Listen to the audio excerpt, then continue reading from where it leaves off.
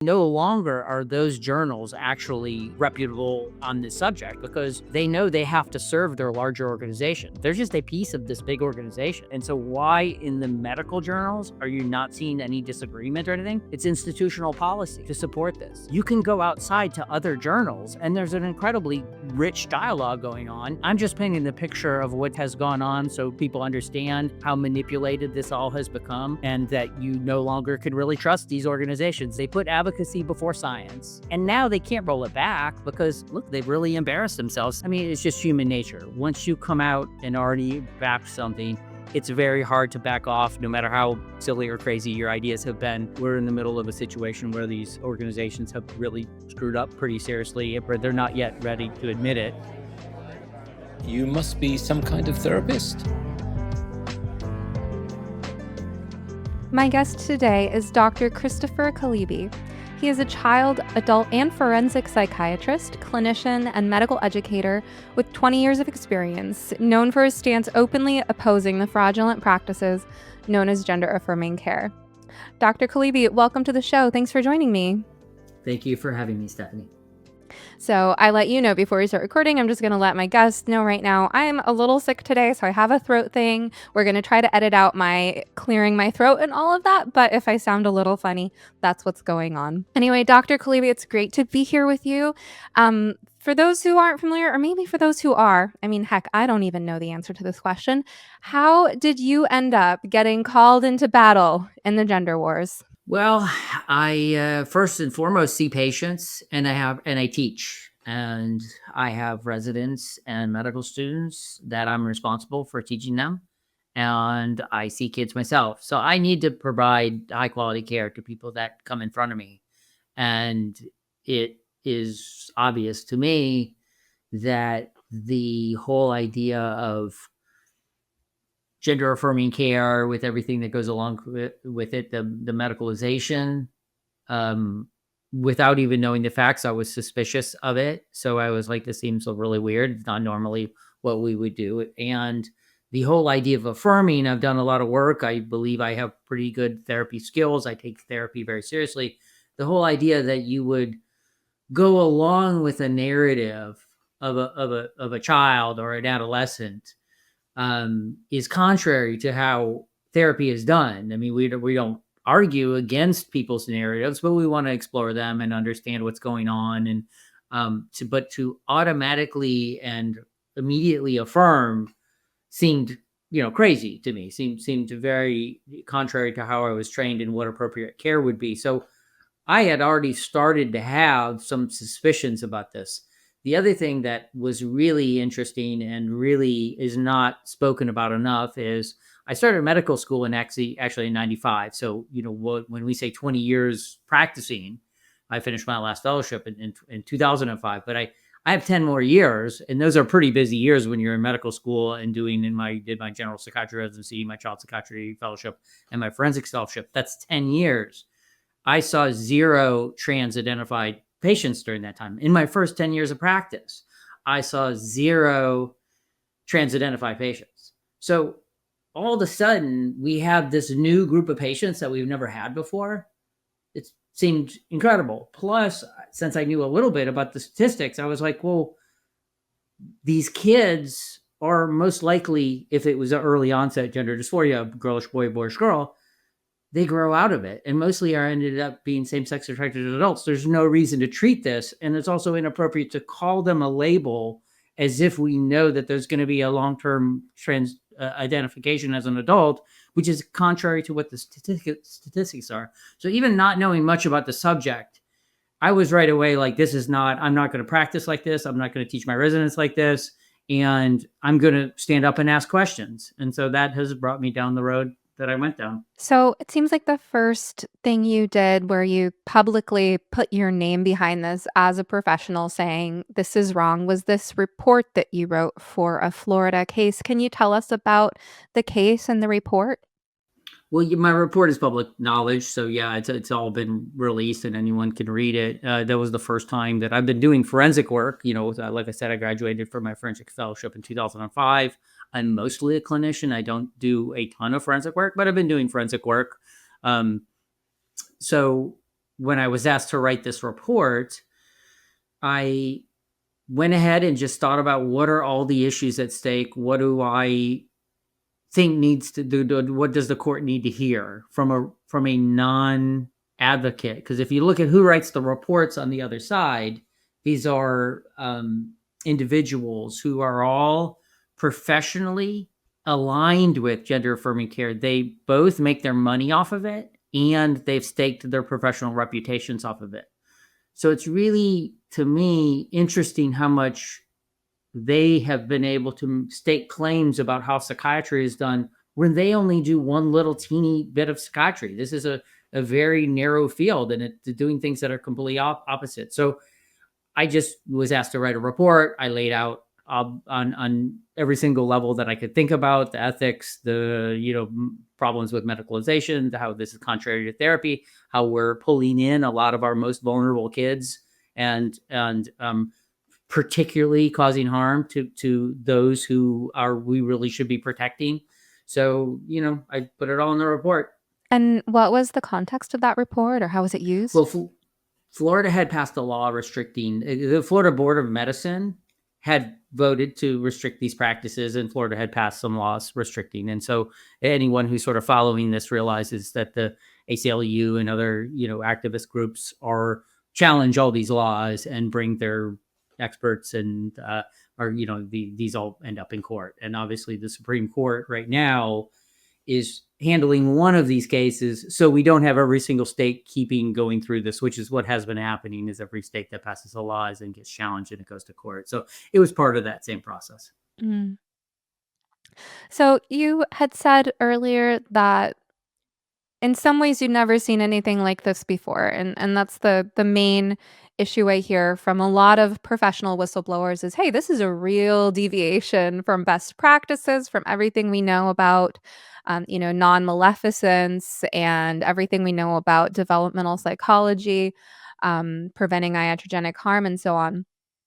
At the same time, you have also been critical of overdiagnosis and overprescription. And I'd imagine that's a pretty hot button issue as a psychiatrist who treats children and adolescents, because you have to make some really difficult decisions about when and if it's appropriate to put young people on psychiatric medications. So I'm wondering, definitely about the places where you see this as a deviation from how we typically approach care, but also where you see this maybe bleeding into other topics with regard to how we treat diagnosis and treatment.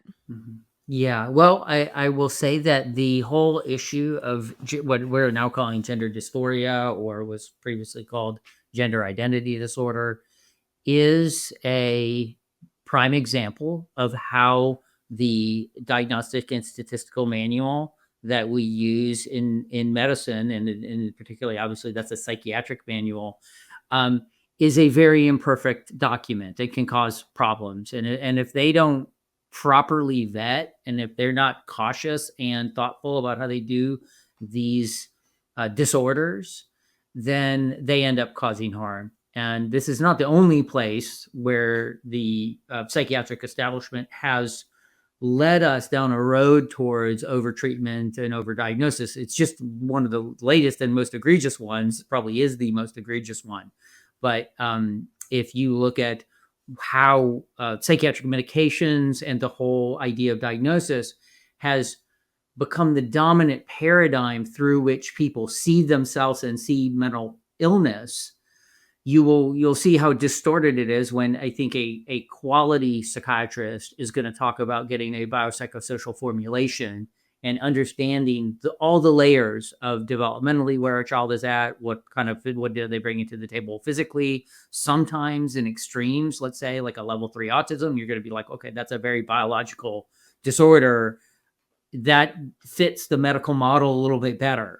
But most of the stuff that we're treating in psychiatry, like behavior and learning problems of kids, like emotional up and down, like trauma-related issues, like families that are struggling, the stuff that we're treating doesn't fit that great into the medical model. Alan Francis says that we should write our diagnoses in pencil, not pen.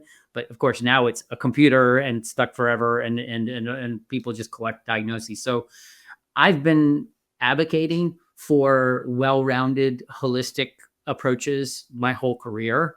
I very much emphasize exercise, mindfulness, eating right. We have a track at for our psychiatry residency for the Andy Weil Center for Integrative Medicine. So I'm one of the faculty on that, where I'm helping teach the residents that there's a whole bunch of options out there that are not just the pharmaceutical. I mean, I think I don't want to be anti-medicines. I think medicines can be beneficial, but we should be very careful, much more careful than we're usually being these days. So yes, this to me is just the most egregious and worst example of how the reductionism that we need in order to label things can then lead to bad outcomes. And this level of reductionism of the gender dysphoria diagnosis has led to a overemphasis on this one little thing, and us forgetting about everything else we knew, and that if we just treated these kids with the regular treatments that we normally have, that we would be doing a lot better job. You mentioned the DSM and, currently on DSM-5, and you mentioned current diagnosis, gender dysphoria, and the DSM-4 was gender identity disorder. And I actually encourage people to read the DSM-5 section on gender dysphoria because it's very revealing. I mean, I my section is all highlighted and marked up, and sure, if you're new to this topic and you're not in our field, it might all look like gobbledygook, but if you have any experience or interest in this field, I think it's so interesting to look through that section because you'll notice a lot of inconsistencies. You'll notice the diagnostic criteria are based on stereotypes. You'll notice that the prevalence rates written in this book that was published in 2013 look nothing like the prevalence rates today. You'll notice that although it says some things about how some people with this may choose to medicalize, it says nothing about the responsibility of the diagnosing professional who's reading that DSM and using it in determining whether or not it's appropriate for those people to go on to medicalize, right? It's like leaves that part out. So I think that's super interesting. I've actually advised some of the people who come to me to just look at it themselves. But unless there's anything you want to say about that, I have a comment on this overdiagnosis and the shift that you've seen, because you said you've been in the field since 95. That's when I started medical school. Yes. So I mean, when it comes to children, adolescents, and young adults and their desire for a diagnosis, their desire for medication, I'm curious what shifts you've seen because the culture's changed so much since then. The stigma or lack thereof, or whatever the opposite of stigma is, maybe we could call that secondary gain. Um, as well as factors like malingering, cluster B traits, and things like this. What even if potentially you could even set aside the question of gender dysphoria if you wanted to in answering that question or not, but how has that changed in the last 30 years? Well, those trends have all moved in one direction, which is away from the word you use, stigma. And I think people have been using a very oversimplified concept of what stigma is and what are the implications of stigma. So you were saying what's on the other side of stigma? Is this a thing to balance? And the other side is what I call illness identity. So illness identity is the opposite of stigma. And when you are saying, hey, all this is normal, everything is normal, be however you want to be, it's not a problem. Okay, I get it. We don't want to give people who have true mental illness a hard time. We're not trying to make their lives tougher. We need to be compassionate. We want to help people that have mental illness. There's no doubt about that. And there's no doubt that people do get a hard time, especially when they have severe persistent mental illness. That's a very tough thing to navigate life with. That being said, when you want to go the opposite, and the people who are making the DSM want to make the criteria looser and looser and looser, so everything can get labeled. Once these labels get released into society, the DSM no longer controls what people do with them. And if you look at the Edward Shorter book, or the I'm trying to remember the other, transient mental illnesses. But you have a whole history of a disorder comes, there's a ecological niche for it. They're sort of supported in this, and then it fades away as society changes. And so we've had different names for, we don't no longer diagnosing, pro,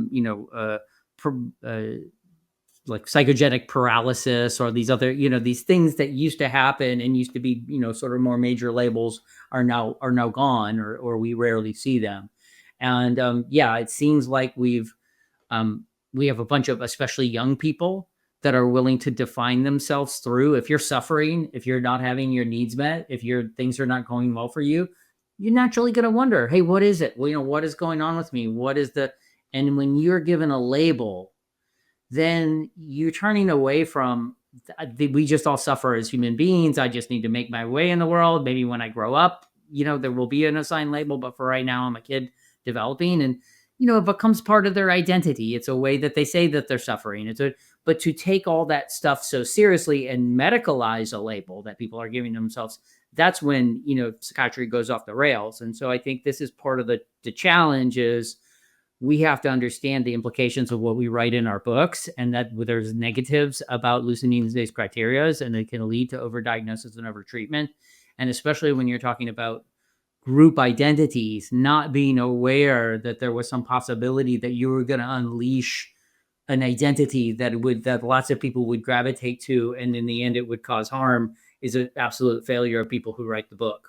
That's such a good phrase, illness identity. It really succinctly summarizes something that we're putting our finger on. I might use that in the title of this episode, come to think of it. Um, I hear you describing how the symptom pool has changed over time, and how as people identify into that symptom pool, their development can be arrested, which leads into the criticism of social transition. Something I appreciate that you've had a stance on, because I think out of all of those of us professionals who are concerned about medicalization, there are those who are more cautious about social transition. I'm definitely on that end of things. And then there are those I frequently hear, not directly from them, but indirectly, about those who seem to minimize the harms of social transition, as if you can separate the two, right? So it seems like if what we're looking at is secondary gain and illness identity, and there being some sort of social reward that creates more of a permanence around one's identification with their struggles. Um, how does that affect the issue of social transition, or which is sometimes framed, let's be honest, as experimentation in adolescence? Well, I mean, and I think experimentation to me would be, hey, what clothes are you going to wear? Or are you going to wear makeup? Or you want, changing your name is not experimentation, right? Saying that you're a different sex than what you are is not experimentation. So, yeah, I mean, I am not sure how we got to this place where people have sort of snuck in this idea that the kind thing to do, that the nice thing to do, is to go along with a child's self-identification. I don't think that's, I think at its face value, people realize that that's silly. We don't, as one of the experts in the field was asked or said, if your 5-year-old comes to you and says they're a dog, do you go buy them dog food? I mean, no, you don't. I mean, there's biological realities that the adults in the room need to keep in mind, and there's real serious implications when we start pretending that that's not a reality. And so, yeah, I'm very troubled that so many people are so willing to endorse what I see as a really harmful practice, even if it didn't lead to medicalization.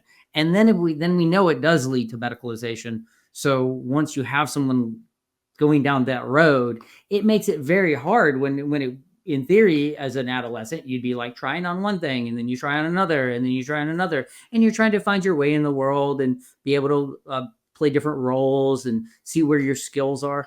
This is this is not that. I mean, this is a full changing of your name. It's especially today where people are online and they've staked out a claim and it's very hard for kids to get out of these things. And it's also a non-reality based change. So it makes it very hard for people to then, change back from it. So I think for any number of reasons, it seems like a terrible practice. I don't rule the universe. People could do what they want to do. Parents can make choices as they want to do.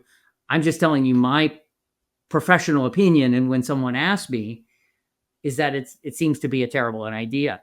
If someone is a trans-identified adult with a long-standing transit, that's a whole different question than a child. It's still a complex question, but it's a whole different question than a child. And so to me, it's not even a difficult choice. We should not be fully socially transitioning kids. It doesn't seem to make any sense to me, and I wouldn't recommend it. That's what I'm trying to people do what they want to do. But if you wanted my opinion, that's my opinion. Seems like more than ever, there's a blurring of the boundaries between our understanding of temporary states versus permanent traits. And I'm thinking about like how in Spanish there are two different forms of the word to be. So anyone who's familiar with like Spanish 101, right? There's Sarah versus Estar. Like one is like I am as in I am a woman, and then another is like I am as in I am hungry or cold, which in Spanish you wouldn't even say I am, you would say I have hunger or I have coldness. But there's a distinction in these choices that we make with language, between my understanding of that which does not change and my understanding of that which does change, and that's something I find so alarming when Can I? I Yeah. Yeah. And can I mention this other thing that I think is really surprising to me? I find it strange that we're not saying, how come, let's say with a boyish girl or a girlish boy, how come we're not saying, well, let's make more space for kids to act in ways that don't fit sex stereotypes? Isn't that a better solution than to change the name and to pretend like the person's the other sex? I mean, that seems crazy. So I think, and when early onset is more likely to grow up to be a same sex attracted adult. So I find it to be very homophobic and hostile to same sex attracted people that this is now what the professionals are telling them to socially transition their kids. And who are they going to injure most? Is these kids that for the guys, it's really strongly associated, and it's still associated for the girlish boys or boyish girls.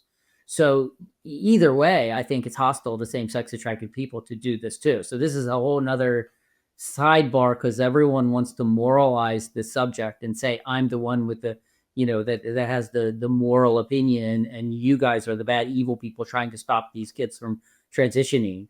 Let me also say this has gone on through all of human history, that we've grouped kids into boys and girls. It is not a problem to do so.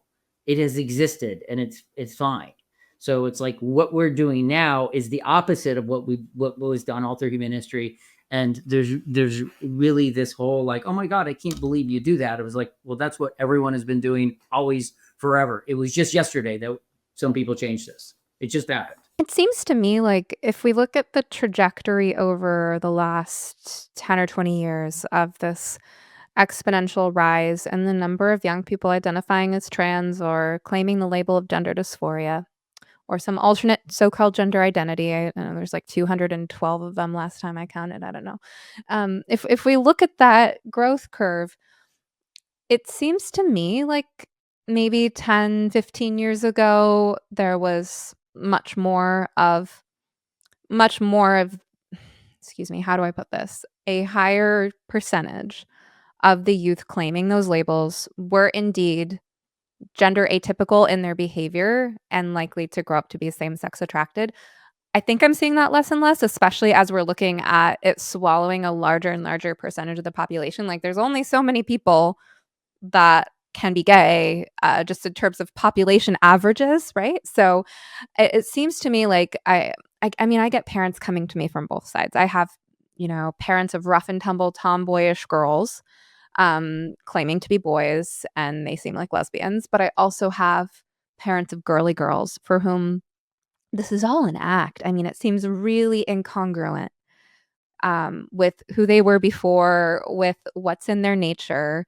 And if we look at actual sort of sexed traits and behaviors, not with any value judgment, not saying it's better or worse to be one way or the other, just looking at what traits tend to match with what sexes. We're looking at kids who are more gender typical that are falling prey to the social contagion as well. And again, I have to look at that secondary gain, that illness identity, as you put it, as an explanation for what those kids are getting out of gravitating towards these labels. Well, and I think that we also have to be honest with people, and the whole idea of gender identity as currently formulated is a non-coherent idea. So we also have a lot of stuff built upon a non-coherent idea that ends up being able to support this, because the original idea of gender identity was your sense of whether you're female or male, which that was what it was, right? Just do you sense that you're female or do you sense you're male? So, well, you may have a cross-sex feeling, okay, that there are people that have that.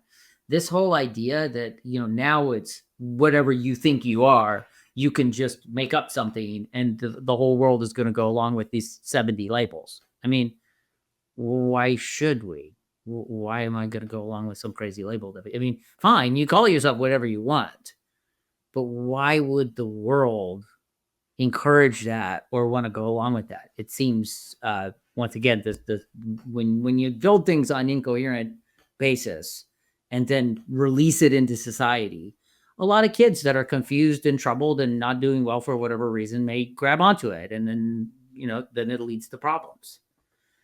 I don't quite understand that distinction you just made when you described what gender identity means. Yeah, so gender identity now is male, female, anything in between, or anything you want it to be. There was originally this idea of gender identity that was sort of your sense of being either a man or a woman. That was the original sense, with no in-betweens and no other kind of things, right? And there were some people who were like, well, I'm biologically male, I'm a man, but I feel like more like a woman. Okay. But not with all these in-betweens and these other things. So you've now created this amorphous concept. And when people say like, oh, people have been using this term gender identity for so long, it's like, well, they used to use the other term that just meant a man or a woman. That made sense when they were doing that. Now that you've turned it into anything you want it to be, it is no longer a coherent concept. It doesn't fit. And you can't claim that researchers and experts and all this have been using this term for 50 years. They were using it with a different meaning for the first 35 years of it. When it comes to that different meaning, so now is when we're getting into like the nuances of slightly different viewpoints within the gender critical counseling and psychiatry fields. I guess I'm trying to understand. So when you describe this more classic definition and a man saying he feels like a woman, what does that mean to you? Because I have a hard time just taking that at face value. Yeah, well, I'm open to criticisms about even that concept, but the original concept was the sense of mostly of men that they're men and women that they're women, and so that's what gender identity was in the beginning, not what it is now. And so is it all built on stereotypes, and how would you know what it feels like? Those critiques are totally reasonable for the first original definition. I'm just saying it's now become this umbrella under which so many things are covered, and so many of them don't make sense or not grounded in a way that, it's fine. Kids want to label themselves. Doesn't fine, but it's also like, don't expect people to take it seriously. I mean, Well, let's explore that concept if you don't mind, because I think this is something that people get hung up on, they get confused by, parents get kind of stumped, right? And I'll have to ask our listeners to bear with me as I have a cough drop in my mouth, because I think ultimately having a cough drop is probably better than how I would sound if I didn't have one, but you can kind of see it in my face if you're watching on video, and it might sound a little different. But I mean, so if I hear I don't feel like a man, I feel like a woman, or I don't feel like a girl, I feel like a boy. When I hear that, I think there's so many different meanings that those sort of statements can have, and one place that I would start to make distinctions, um, I think it was my former guest, Jaco Fonsale, do you know him? Who, Oh yeah, I do know. yeah, Jaco, he's lovely, Hmm. and, when I interviewed him, it was on this paper he had released, and he used the term symbolic equivalence.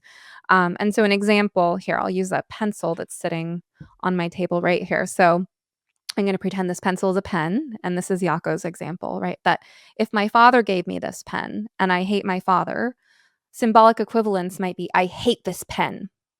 And I really genuinely perceive that the pen itself is worthy of hate rather than being able to distinguish, wow, I have some negative emotions when I pick up this pen because it reminds me of my father who I have issues with. So it has to do with sort of one's psychological maturity if they can distinguish that, um, or if they're just kind of equivocating between the thing and what that thing symbolizes in their inner world. So I kind of want to start off with that concept of symbolic equivalence, so that when a person uses a statement like "I feel like this" or "I feel like that," is that a literal thing for them? Are they able to explore it symbolically to recognize that there's something they mean when they say that? And I guess a few different categories that I see people might mean when they say something like that. For male, we know autogynephilia is a part of it. So some of it's sexual in nature. Some of it I also think of autogynephilia and heterosexual trans-identified males as the safety blanket. So for some, I think of it as the female identity that they've created in their minds and that they might be sort of synthetically ingesting through these chemicals that they put into their bodies, and this sort of alter ego that they've constructed for themselves. That female identity is like I call it the safety blanket or the comfort blanket in my course, ROGD Repair, because it seems like a self-soothing mechanism. They don't know how to deal with anxiety. They've maybe never had a successful relationship with a woman. They don't know how to harness their anxiety as a man to go out there and pursue goals, including pursuing being successful with women. So they kind of jump to the conclusion that they want, which is the comfort and love of a woman.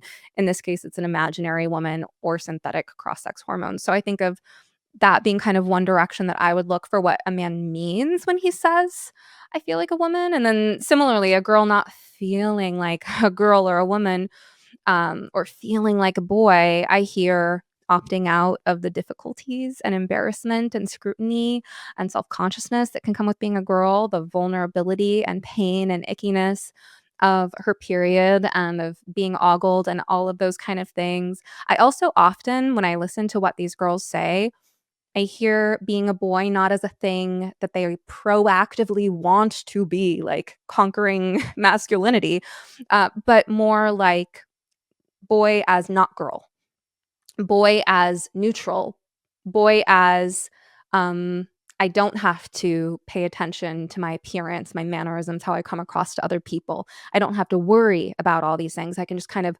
hide behind this amorphous blob of a gender identity, and then the world won't judge me and they'll just leave me alone.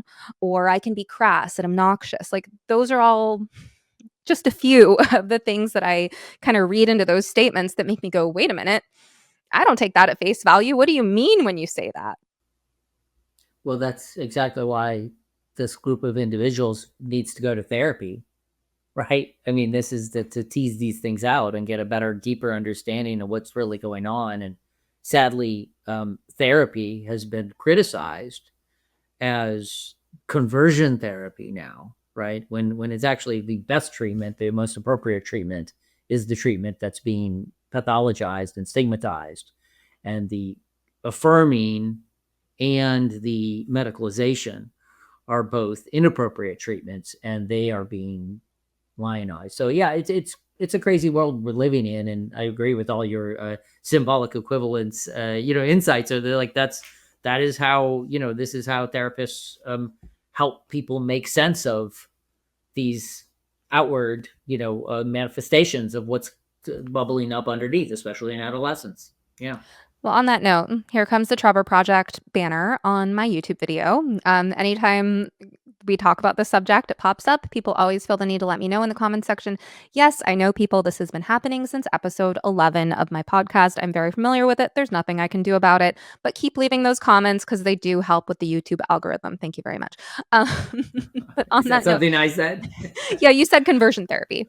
Oh, Lord. Okay. No, it's fine. I mean, you said conversion Yeah. therapy, so the Trevor Project banner is going to pop Yeah. up, and we Okay. can all Yeah. make fun of the Trevor Project in the comments. Thank you. Mhm. Um, so, um, but on that note, you've been quite involved in your professional organizations. So, I know you don't want to necessarily throw any of your colleagues under the bus, but what can you tell us about the state of professional organizations today? It's not great. It's not great. It's a long path that has gotten us where we're at, and I think that most of the membership of these organizations have really been treated very badly by the leadership.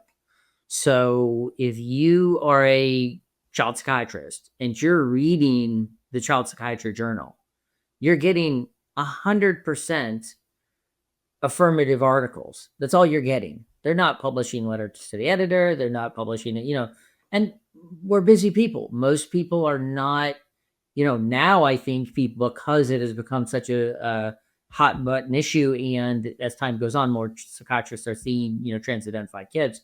So we're trying to catch up. But sadly, um, these organizations run around their committees, right? So normally you'd have a committee and it would be counterweighted by another committee. Like you got the psychopharm committee, and yeah, they're a little bit overexcited about psychopharmacology, but you also have the psychotherapy committee, who's a little bit overexcited about psychotherapy.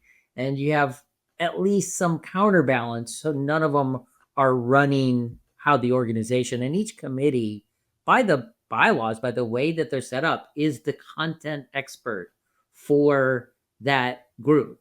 So sadly, all you got to do basically is take over a committee at one of these organizations. And now those are the content experts on the subject. And this is so new that the only people doing it are people that work in gender committees and are advocates who are going to be on these committees. And they sold it to the administration, who I think was willing to buy it because they have big hearts, but don't read a lot, and accept it at face value that this is life saving, yada yada yada. Both evidence based and the moral thing to do. And so it was kind of an easy sell because psychiatrists are, I'd say, a little bit gullible and have very big hearts, and they really want to do the right thing. And especially when it comes to gender nonconforming people and the bad history psychiatry has with them, I think, we're going to bend over backwards to not appear that they're, unsupportive to gender nonconforming people. And I think that those issues get very confused. This is not about same-sex attracted people. This is not about bisexual. This is a whole different thing. And the goodwill that psychiatrists have towards same-sex attracted people is part of what got manipulated by the advocacy groups and the advocates in this. And no one wants to stand up at these meetings and go like, this is just seems crazy, because you do have a heavily left-leaning organization too. So this is also part of, you have to realize that even though psychiatrists tend to be left-leaning and child psychiatrists maybe a little bit more, but the leadership are people from universities. They're people from big cities. They're people who are so the leadership is even more left-leaning than the people who are the practitioners. I'd say probably if you got to the standard psychiatrists, they're probably really not that political, and most of us don't want to get in the middle. I didn't want to get in the middle of this. No one wants to get up as a psychiatrist and take a stand on a divisive issue, because you're going to have patients on both sides of it. It's going to mess up your ability to connect with people. Whichever side you choose, it's going to mess it up for people on the other side. So psychiatrists don't want to say anything about these kind of things. But the narrow group of people who leverage this, got the institutions, all of the major medical societies, got them to make official proclamations from the organization, right? So, which was a brilliant move. I mean, they took over the bureaucracy of the organizations and made them play this card.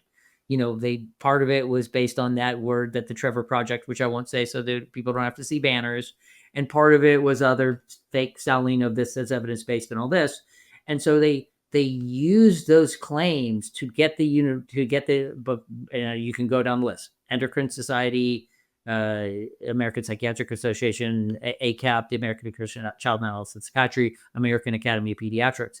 They used this moralized kind of claim to push the organization to get behind it, and allowed some activist people to write some stuff, and they gave it the stamp of approval.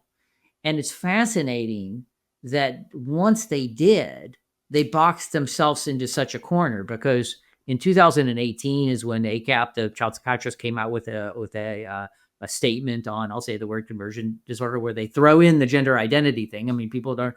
It was sort of like based about the homosexuality, but they threw in or gender identity. This is what they do. And then the same year in 2018, the American Academy of Pediatrics came out with their, crazy statement about how they're supporting gender-affirming care, filled with errors, filled with exaggerations, filled with misinformation, but they are now standing behind it. And so Endocrine Society 2017. So the professional organizations have officially come down on the side of this issue without really any science to stand on, but pushed by advocates. And this is a really incredibly unusual situation, because if you think about it, who runs the major psychiatric journals? Who runs the major endocrine journals? Who runs JAMA, the Journal of the American Medical, is run by the AMA. So these organizations have already come out saying that they support something organizationally. And now the editors of their journal are not going to stand up to the organization. Of course, they're just going to print the stuff that they're told to print. So when you look at, no longer are those journals actually, reputable on this subject, because they know they have to serve their larger organization. They're just a piece of this big organization. And the journals are controlled by and so why in the medical journals are you not seeing any disagreement or anything? It's institutional policy to support this. So of course, us psychiatrists who are doing submissions for meetings and we're not getting accepted. Our letters to editors are not accepted. No, that has all been suppressed and squelched. You can go outside to other journals, and there's an incredibly rich dialogue going on at lots of other journals not associated with the medical associations. So I'm just painting the picture of what has gone on so people understand how manipulated this all has become. And that you no longer can really trust these organizations. They've become they put advocacy before science, and now they can't roll it back, because look, they've really embarrassed themselves. So they almost have to. They're already going to get, the APA or AAP is already part of a lawsuit. And it's just human nature. Once you come out and already back something, it's very hard to back off, no matter how silly or crazy your ideas have been. All of us have that, sunk cost fallacy is the cognitive bias that captures that the best. But we're in the middle of that. We're in the middle of a situation where these organizations have really screwed up pretty seriously, but they're not yet ready to admit it. But that's sort of a layout of the manipulations. And so I've been trying to help them to change, but when I try to help them to change, they don't take it very well. They get upset with me. It sounds so diabolical, and it makes me think of the idea of the mind virus, and I think about how viruses actually work, which is they're not living in and of themselves. They just have they have RNA but not DNA, I think it is. Well, it depends DNA Oh, mostly, yeah. they have There DNA? are Okay. viruses. It depends which kind of virus, right? Sorry, what do I know? Mhm. But I think this part is accurate. You can correct me, you're a doctor. But if I understand correctly, viruses are not in themselves living, but they insert themselves into living cells like bacteria. And as you know, we all have lots of healthy bacteria helping run the show in our bodies, and they inject themselves into those bacteria and hijack the bacteria away from their original purpose towards the purpose of replicating more copies of themselves, the viruses, right? Did I have that mostly right? Yeah, yeah, of course. They use the mechanism of the cell. They Mhm. insert their DNA and then they crank out more virus. Yep. So, I mean, thinking about that as a metaphor, it feels really apt for what you described with the institutional takeover, right? The people with this agenda go into these institutions and they take advantage of the resources and infrastructure and the way things are done within that system. They make it look like we're doing things the way that things are done. It all sounds very official. But it's hijacking these existing systems to replicate more copies of the mind virus, so to speak. I think it's 100% apt, analogy because they snuck in because there was never a back and forth in the journals like, oh, would be the points of going to gender affirming care. This is against gender affirming care. This is how we do. That never existed. They shoved it down people's throats basically, but they also control because they all have their own little email thing that they send out. So if you're a member of these organizations, you get a news blast from them. Well, guess what news they send? They only send one side of the news. They're not going to send the other side of the news. They have their own throwaway journals right? They have their journals they control. When you go to the conference, who gets to present at the conference?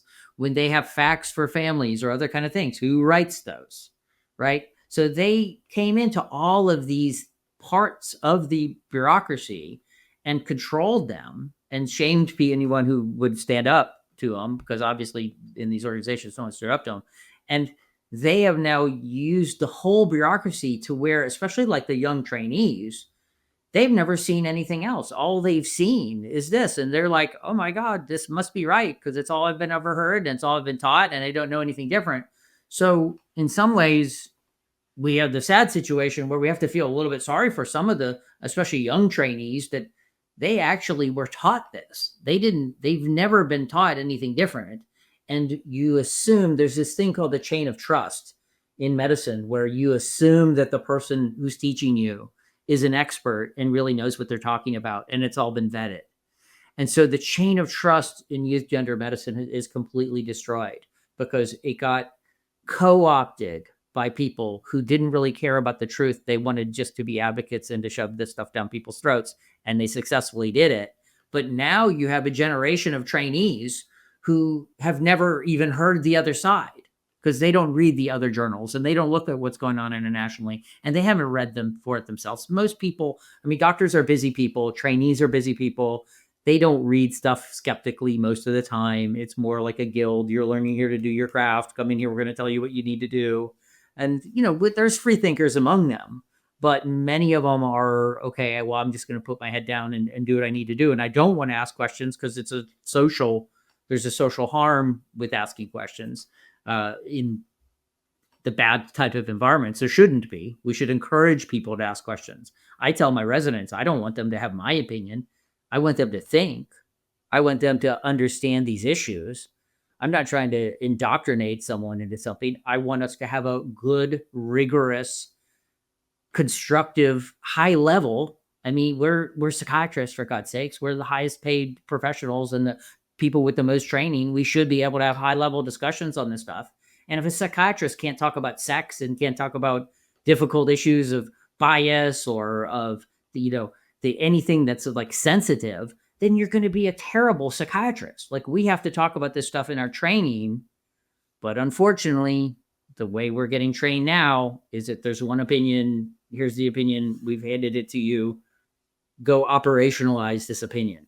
This way of doing things, it feels like it also hijacks our limbic systems because there's an emotional quality to how that information gets communicated. And the most recent example I can think of is that John Oliver rant about men and women's sports. Did you see it?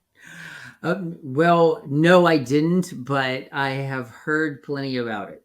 Well, and his characteristic way of speaking.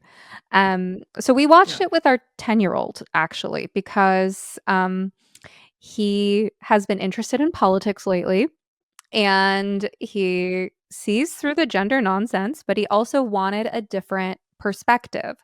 So we said, okay, well, he happened to be asking for a different perspective right when everyone was talking about this John Oliver segment. So it's like, okay, let's watch this together and see if you can spot the errors. Um, and watching it with a 10-year-old is really interesting because there's just so much that he doesn't have the knowledge base for. But at 10, you do have emotional instincts. You can read body language and tone of voice and things like that. And so watching it together, we're able to kind of talk about summarizing like what is the meta level of communication that is being transmitted here. And it sounds something like this. If you translate what John Oliver is signaling, it's of course, I have the right answer on this subject, and so should you. And if you don't have the answer that I determine is right, it's because you're an idiot and you're morally corrupt. That's the message, right? It's guilt tripping. It triggers our shame and embarrassment. Oh, I don't want to be wrong. I don't want to be stupid. I don't want to be morally corrupt. I better do what John Oliver tells me to do, right? That's what's being transmitted. And while he's just one example of that, I feel like that's the whole kind of tenor of the discussion, and it hijacks our instinct to belong. 100%. So this is part of why I support the movement, which there's a number of pieces of it within academia, but I would say it's best represented by Heterodox Academy by that John Haidt and others have started, and where we're going to try to reshape back to what I would just call classical liberalism, or the way school used to be, where everything is okay. We can talk about ideas. Constructive disagreement is important. That we want to have constructive disagreement. We have to have it, because I won't know where I'm wrong or where I am in error unless someone tells me. But I have to be in a conversation with them in order for that to happen. So yeah, I have some hope, because the pendulum swung so crazy that now new organizations are cropping up and people are changing things. The Open Therapy Institute is another great organization. So I think like we're finally growing new organizations that are going to help turn things around, but it's going to take a while. Many of you listening to this show are concerned about an adolescent or young adult you care about who's caught up in the gender insanity and therefore at risk of medical self-destruction. I developed ROGD Repair as a resource for parents just like you. It's a self-paced online course and community that will teach you the psychology concept and communication tools the families I've consulted with have found most helpful in understanding and getting through to their children, even when they're adults. Visit rogdrepair.com to learn more about the program and use promo code SOMETherapist2025 at checkout to take 50% off your first month. That's rogdrepair.com. So I have to ask you, out of duty to my listeners and especially to the people who are in my course, ROGD Repair, where they get early access to these episodes. I mean, I get asked for psychiatrist referrals and I have no idea where to send people. I do have my private therapist referral network. It's not perfect, but I at least have a list of people I've exchanged emails with, and I have some websites I can refer to people to. But when it comes to finding a trustworthy psychiatrist, I never know what to tell people. What do you tell people? How can concerned, let's say parents of trans-identified youth, sort of one of the main populations that listens to the show, how can they find a trustworthy psychiatrist? That's a great question, and I wish I had an easy answer for you. There really is a silent majority. I think most psychiatrists that I meet are skeptical of this whole movement, and most of them I think would be able to properly handle stuff, but most of them don't want to say anything. So how would you find someone who's not going to say anything? It's difficult. One thing you could do is, if they're part of a university or if they're on LinkedIn, you could go to their profile and you can kind of look at what their areas of interest are and how they've presented themselves and what type of presentations they've done. And so I think if they're affiliated with a university and have a CV out there, you can pull it down and look at it. Those are probably the best ways to do it. And that probably won't get you great information for some of them. Many of them have their practice will have a website associated with it. So you can look on their, look on that too, and it probably will give you a tell. I mean, if it has pronouns, then it has pronouns. If it doesn't, if that, frankly, so there's things you can look for and decide based on how they're presenting themselves. I wish it was easier, because a lot of the better psychiatrists are trying to remain quiet about this because they don't want to be in the middle of a war, and they are hesitant to take a public stand on something because of, like I said before, that just when you're a psychiatrist, you don't want to take a stand on anything divisive, because you're going to have patients on both sides, and you'd like everyone to think highly of you and not come in thinking, or to avoid you because they think you're a terrible person or whatever. So yeah, that's my answer. It's good to hear that you think it's a silent majority.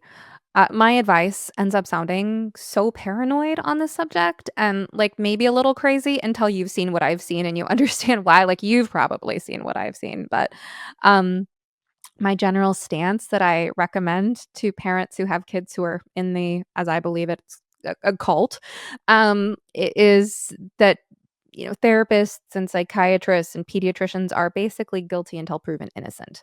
And again, sounds like a really paranoid stance, but when you've seen what I've seen, what I remind people is like once you're in once your kid is seeing this professional, if you've made a mistake in the person you've chosen, good luck getting out of it, because if your kid likes this provider and depending on their rights to consent to their own treatment at a certain age in your state, their legal entitlement to see the provider they want, you're out of luck and you might have just drove the triangulation wedge deeper. So I do advise people to look for those little tells. I mean, typically people with more conservative values will signal that they treat first responders or something like that. But then you'll also see those are the people who are religious, which may not be a fit for everyone, or especially not everyone's kids. I wonder if there are like screening questions. I mean, I'm also cautious to advise people about asking questions because another part of my approach is like be careful about which of your cards you put on the table for whom, because once your cards are on the table, you can't take them back. And that's where my stance really differs from people like Miriam Grossman, for example, with whom I respectfully disagree on a lot of issues. Like her stance is very aggressive. It's put all your cards on the table, tell people, put them on the defensive.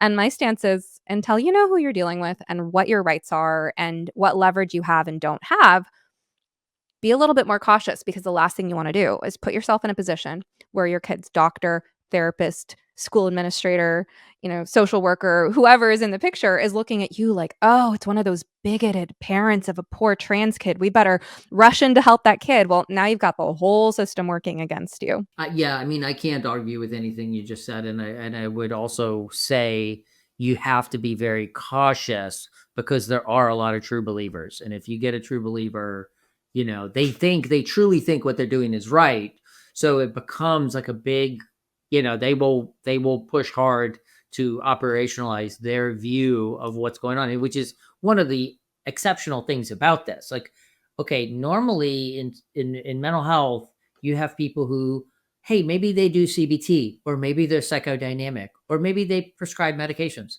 but they don't call the other ones terrible people and say that, that they're ruining people's lives and that they should be damned to hell. But in this business, that seems to be what the groups, especially, I mean, I actually think the gender critical people are much more reasonable, obviously, but there is this fervency among some providers that if you got caught up in it, it could be a challenge.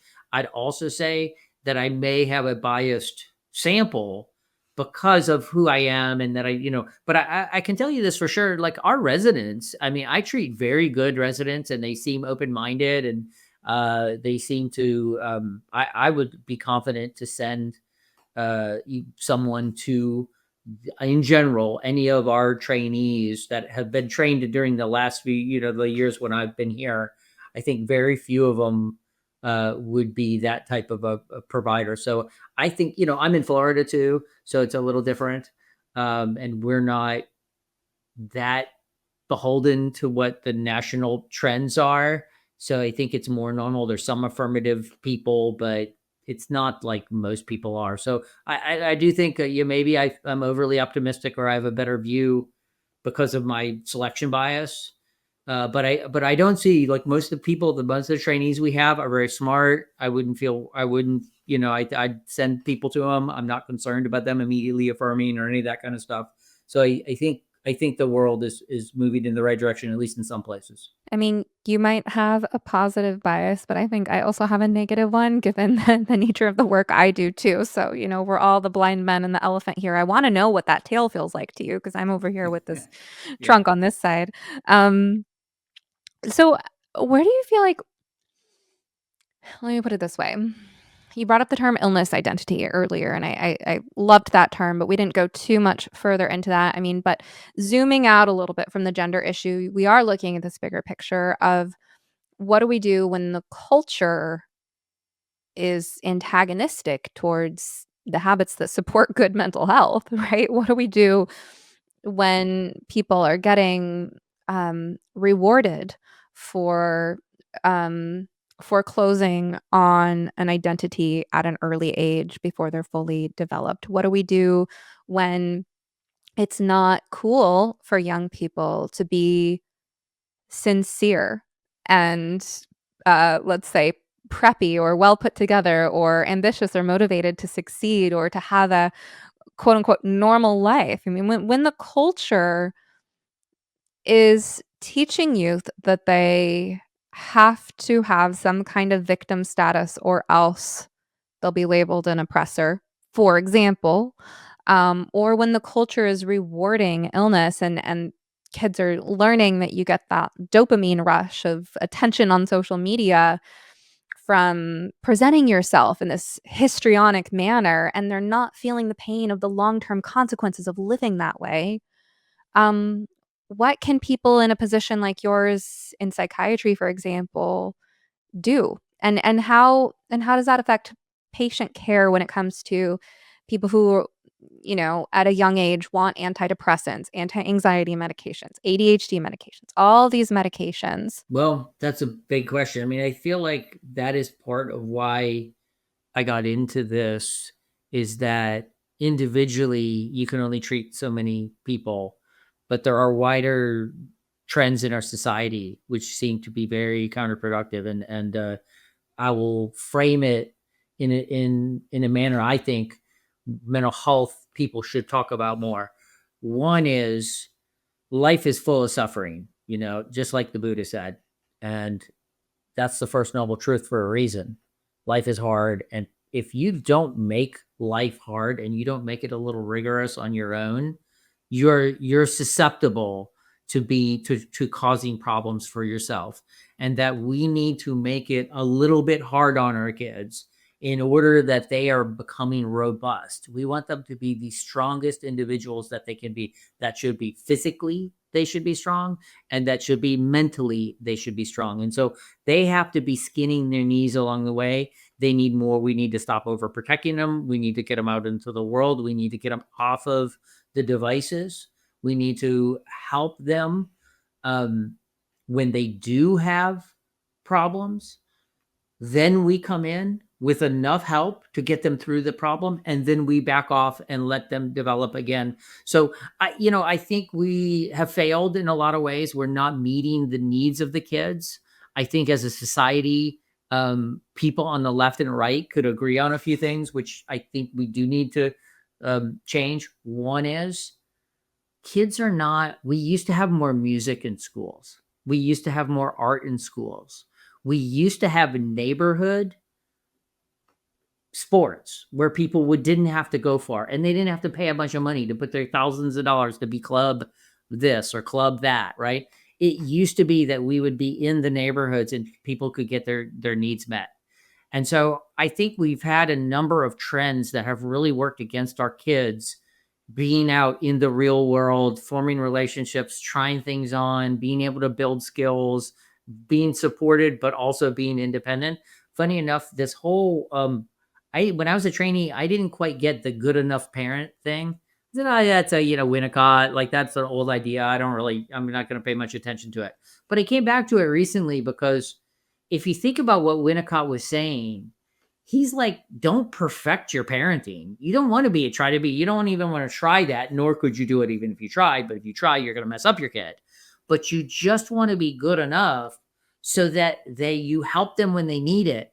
But then they're growing into a person on their own and becoming independent. You are in this business. I'm in this business. We know there's so many kids now. They're college age, but they seem like they're 13. They haven't really been out in the world. They haven't really done anything. They haven't skinned their knees. They haven't tried. And so this is a societal issue that we do need to face, that we have to do better for our kids. And I think we've had some very bad policies, and that we need space for kids that, are where they can develop identities. If the only identities they get through online, they're going to get a bunch of pathological ones. If they get an identity through playing music, then they might get a positive one. They get an identity through art. If they get an identity through drama, if they get an identity through sports. I mean, those are the kind of things that people are trying on along the way as they grow up. And I think that holds much more promise. We're not going to therapize our way out of generational problems with kids. We need to have stuff in their neighborhoods, that help them.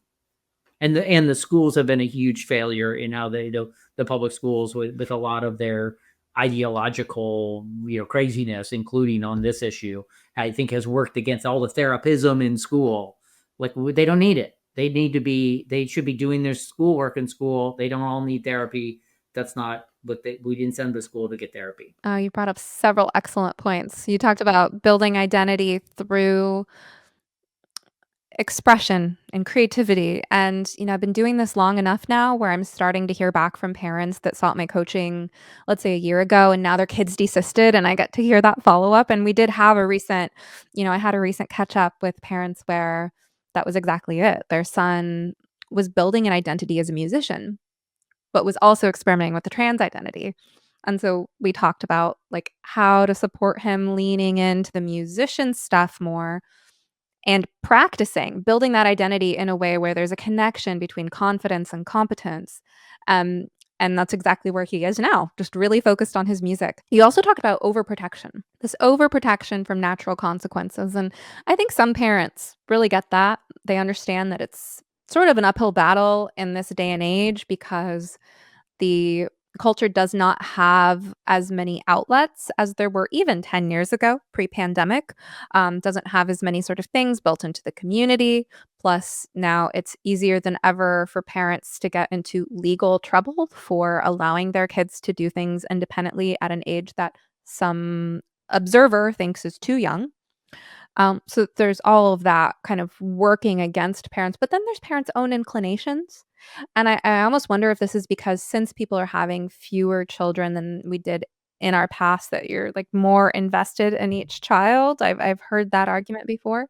And sometimes when I'm coaching parents, we find where this is occurring sort of on the micro day-to-day levels. And it's things like your kid is supposed to be doing their own laundry now, but they're not in the habit of doing their own laundry, so they forgot to do their own laundry.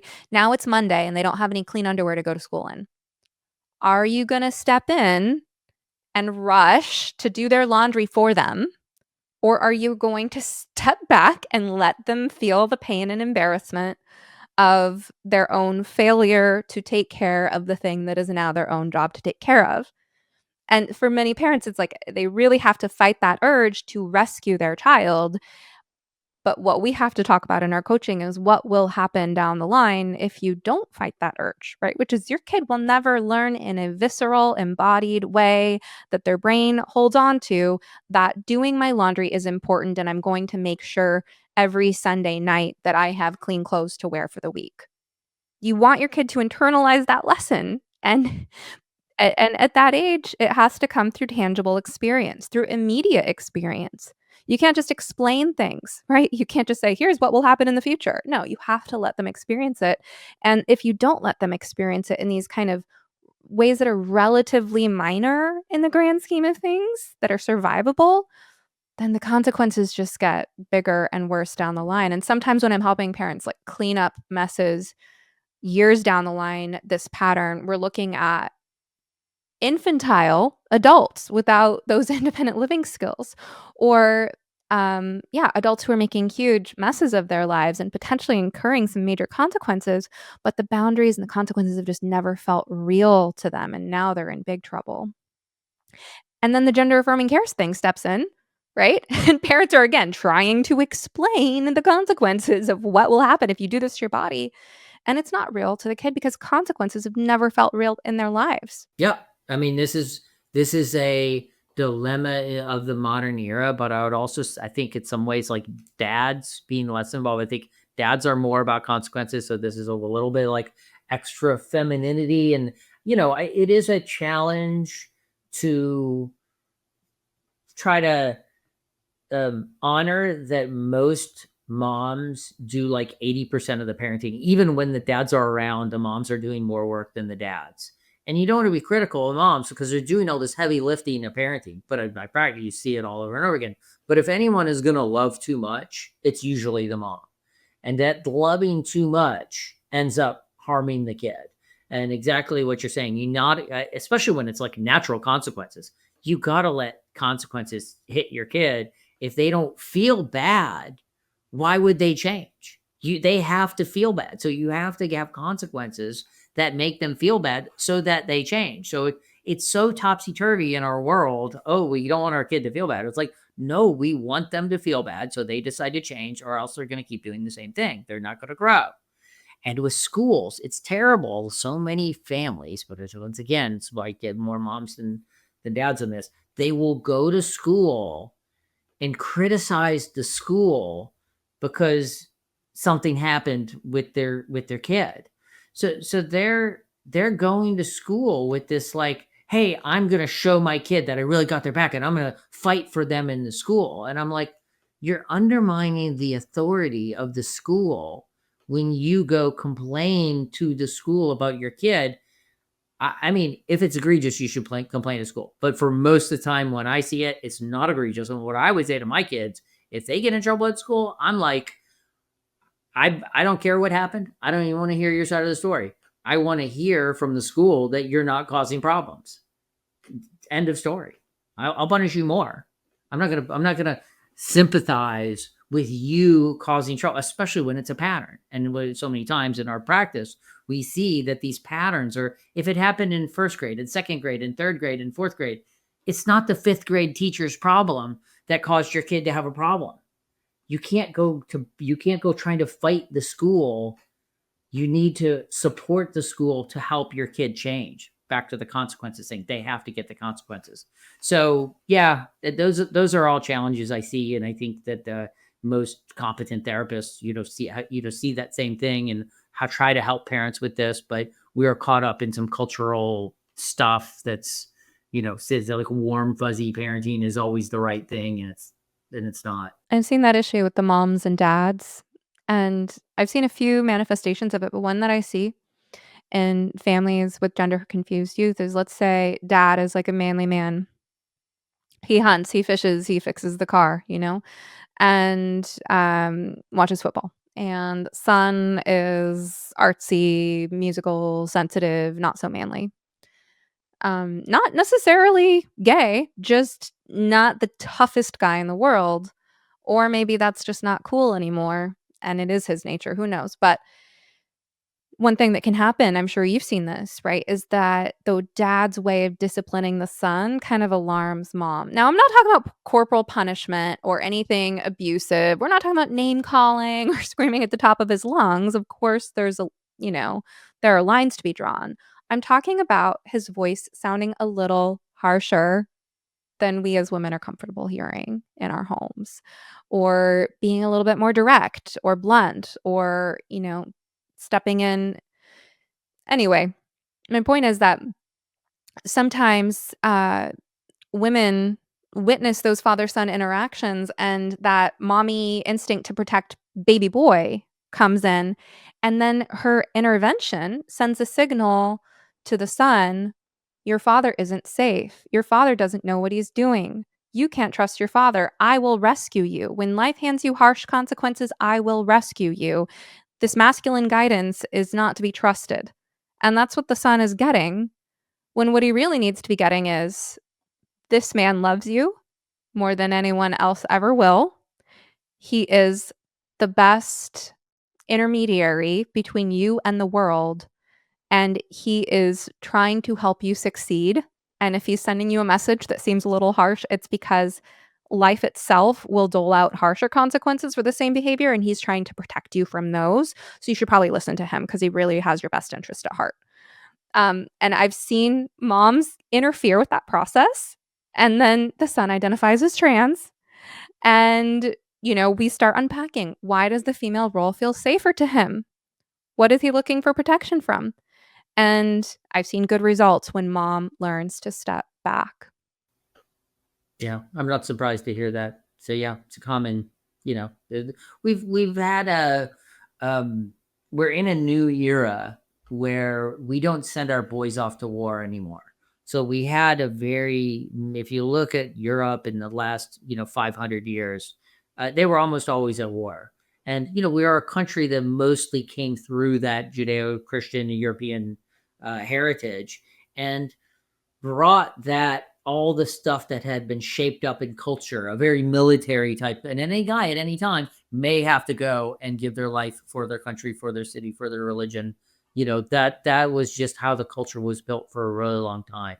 And we're having trouble stepping away from that. We've had peace for so long. I mean, I pray we will continue to have it. And we've had these minor wars, but we haven't really been at war. But our ancestors really were. And we had shaped up a whole bunch of things about our culture that are sort of militaristic, and it had negatives, but it also had positives, that guys were expected to be shaped into some form for the society, and they have to realize that they're, may have to say they show their worth by showing how little they're worth because they're willing to sacrifice themselves. I mean, that's what you do as a soldier. And so we haven't found a way to get into the modern era and get the best out of our boys and make them work hard and be rigorous and become strong and robust. And so I think this is a difficult project for society because we don't have that immediacy and urgency of war that used to provide something that really was bigger than any one person and kind of caused them to have to face some pretty big issues relatively early in life.